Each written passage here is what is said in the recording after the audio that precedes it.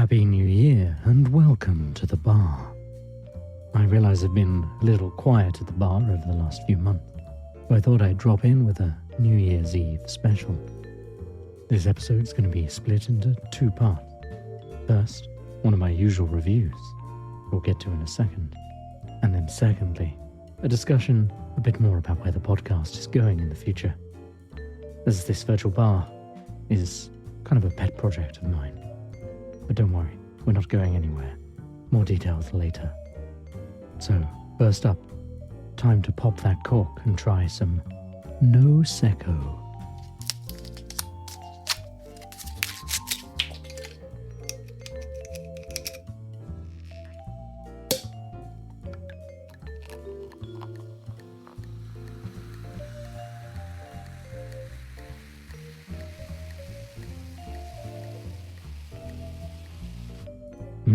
Now to taste it. Like with a lot of low alcohol drinks, there is a slight over-sweetness. It's not quite as dry as champagne or even as a dry Prosecco. It doesn't also have that kind of medium sweet you'd expect from a sweeter Prosecco. In fact, it's almost Schiller-like. Interesting because Schiller, of course, is a soft drink that is often used as a substitute for wine. It's a fizzy white, red or rosé grape juice. This does look a bit more like Prosecco in the glass, very realistic.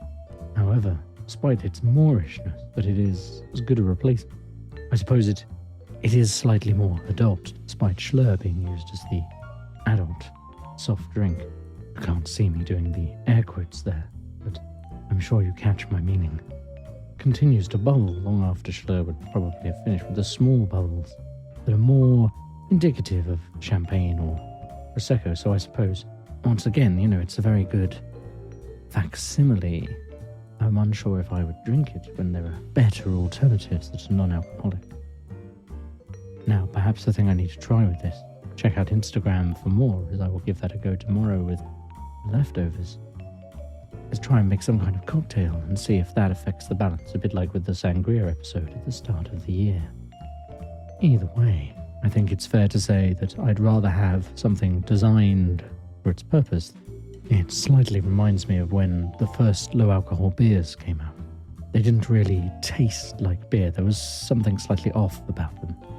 But as the technology has improved, there have been more unique alcohol-free beers and even very good alcohol-free versions of existing beers where they maintain the taste. There's always something slightly different without that slight sourness that comes from the alcohol content. I think somehow they've just slightly missed the balance here. Either way, you can find it in UK supermarkets and give it a go if you're interested. Though, I think personally I'd rather opt for another bottle of Schiller. As I noted up front, I think things might be changing up a bit. I'm trying to record more frequently, and it's not just putting on this voice that makes it difficult. This is my third episode this year, and I had hoped to do more. The interview with Spirity Cocktails very much fit with my alcohol-free theme for the season, and took longer to record and longer to edit than I would have liked. I am open to such things in the future, but I think it's very much going to have to be a special and not mid-season. And as I say, this is a hobby podcast. It's something I do because I enjoy it. I enjoy overly producing an episode of this. Not only is it background music, but I would say it probably takes 10 times the length of the final episode in editing time at the very least. It isn't like when I started a podcast that I can just bash out of an evening once I've made a quick cocktail. There's now research into the individual alcohols and cocktails, writing time, and I find less and less time for that. So I think there might be a bit more of a mix this year, a mixture of reviews, a bit like this one, where I try something. I'm going to continue trying low alcohol things because they intrigue me. I sometimes have to drive places, and in so doing, it's nice to have an option, an alternative. There's still a certain amount of peer pressure to drink alcoholic drinks at certain situations, which you shouldn't do when you're driving. And so having alcohol-free options definitely is not only is it a good thing from a safety point of view, but I think it starts to normalize that you don't always have to have an alcoholic drink when you're out and about, especially not in a situation where it might endanger yourself or others.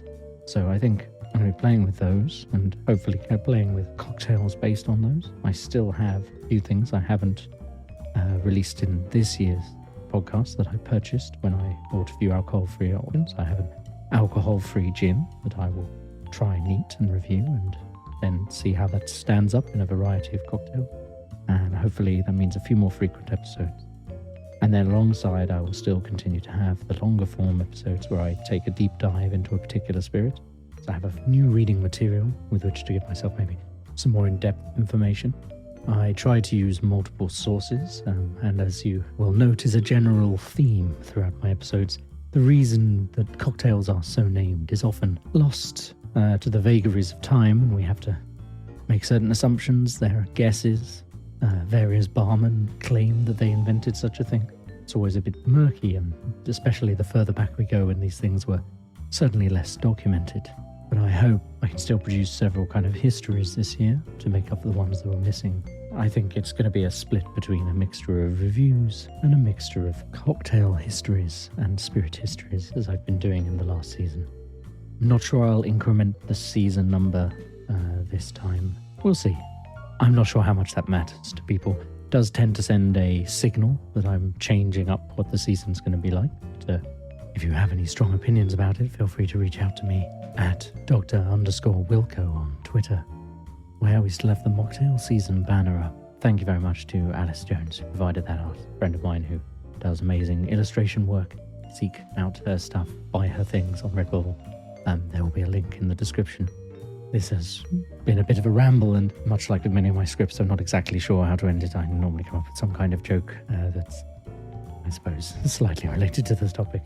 I'm not sure I'm going to do that today, but I think from everyone here at the bar, I wish you a very happy new year, and let's hope that we can make it to real bars more often in 2022.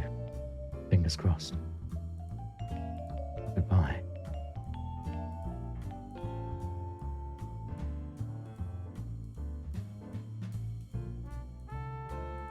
Dr. Wilko's Campaign for Better Beverages is a production of Tinker Tailor Soldier Sponge Productions. It was researched, written and produced by Dr. Wilko. The mocktails were mixed and drunk by Dr. Wilko. The music was George Street Shuffle, licensed under Creative Commons by Attribution 3 by Kevin MacLeod of Incompetech.com. You can support this podcast on Patreon via the show notes and the website, drwilko.org/Patreon.